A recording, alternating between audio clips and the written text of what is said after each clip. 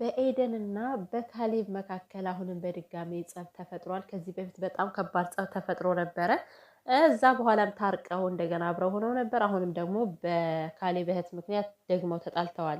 ሰላም ሰላም፣ ውዴ ቻናሌ ቤተሰቦች እንዴት ናችሁ? ሰላማችሁ ይብዛ። ለዚህ ቤት አዲስ የሆናችሁ ካላችሁ ላይክ፣ ሰብስክራይብ ያደረጋችሁ ቤተሰብ ሆኑ፣ አበረታቱን። አንዳንዴ የፍቅረኛ እህቶች፣ የባለ እህቶች እኔ እንጃ ለምን ከባድ እንደሚሆኑ አላውቅም። ከሴት ልጅ ላይ በጣም ጫን ይላሉ ማለት ነው። እህቶች፣ የወንድም እህቶች እና ሰሞኑን በካሌብ እህት ምክንያት ከኤደን ጋር ትንሽ የተፈጠረ ጸብ አለ። ኤደን ከመጀመሪያውም ያለችበት ህይወት ይታወቃል። ኤፍሬም ታፈቅር ነበረ። የማይሰምር ፍቅር አይሰምርም እና ያው የኤፍሬም ጓደኛ ስትመጣ ኤደን ልቧ ተሰብሮ አሁን በህመም ላይ ትገኛለች። ማለት ልቧን እያከመች ነው ያለችው።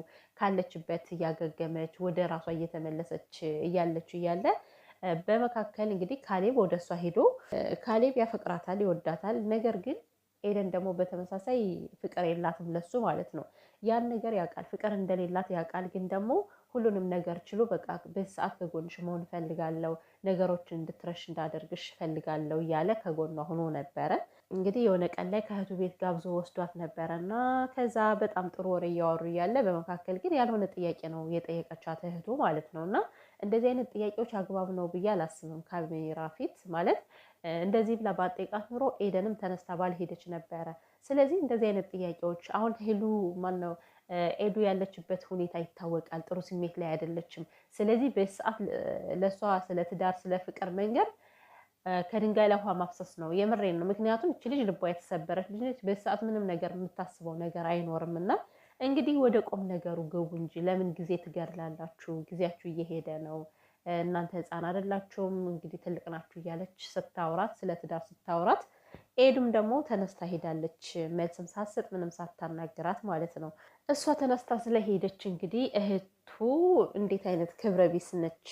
እንዴት ሰው አክብሮ ጠርቷት እንዴት ረግጣ ትሄዳለች ብላ በጣም ተናዳ እንግዲህ ቪዲዮ ሰርታ በድጋሚ አግኝታት ነበረ። ከዛም ኤደን ደግሞ ለዛ ይቅርታ ጠይቃ ነበረ። እኔ ያልሆነ ጥያቄ ስለጠየቅሽኝ ነው። በዚህ ሰዓት ያለሁበትን ነገር ታውቂያለሽ፣ እንደ ሴት ተረጂኝ እና በዛ ሰዓት ምንም አይነት መለስ ስላልፈለግኩ ነው ተነስቼ ሄድኩ። ነገር ግን ተነስቼ በመሄዴ በጣም ማዝኛለሁ፣ ይቅርታ ብላ ነበረ። ግን እህቱ ማለት ነው ወይኔ በፈጣሪ የካሌብ እህት በጣም እኔ እንጃ።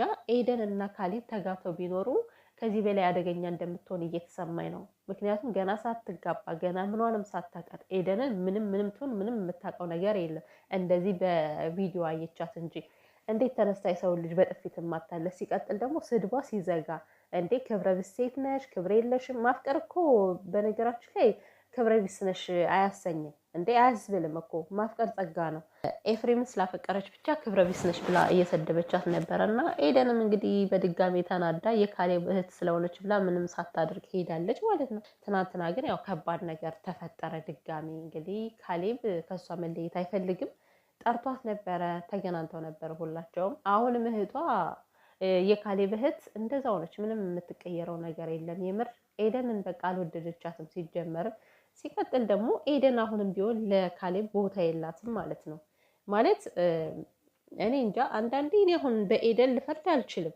የማታፈቅሩትን ሰው ተረዱት ማለት በጣም ይከብዳል። በራሴም ቢሆን አሁን የማላፈቅረውን ሰው ልረዳው አልችልም መቼም ቢሆን። እንዴ ልቤ ተከፍቶ ስቀበለው ነው እንጂ ፍቅር ልሰጠው የምችለው ሳልረዳው ሳልወደው እንዴት ነው ማለት ሳልቀርበው ሳላቀው ልቤ ለትንሽ እንኳን ፍቅር ስሜት ሳይሰማው እንዴት ነው ልረዳው የምችለው?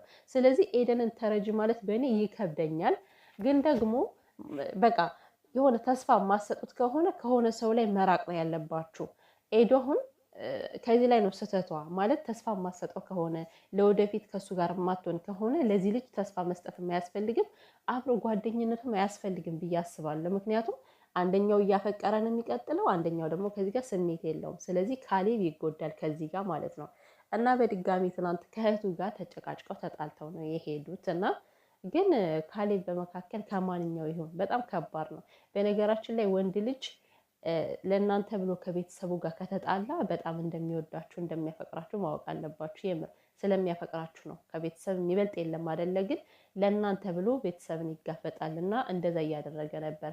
ከእህቱ ላይ ነበር ትናንት ሲጮህ የነበረው ካሌብ ማለት ነው። እና ብቻ ፍቅሩን ያብዛላችሁ። ኤዱም ደግሞ የምትረጁ ከሆነ ካሌብን ተረጁ፣ የማትረጁ ከሆነ ደግሞ ጭራሽ ቀርበሽ ባትጎጁ ባይጎዳ ባይ ነኝ። ምክንያቱም ምንም ያክል ጊዜ ቢረዝም ቦታ የማሰጡት ከሆነ ትንሽ ልባችሁ የማይራራ ከሆነ የዛን ሰው ጊዜ መብላት አስፈላጊ አይደለም።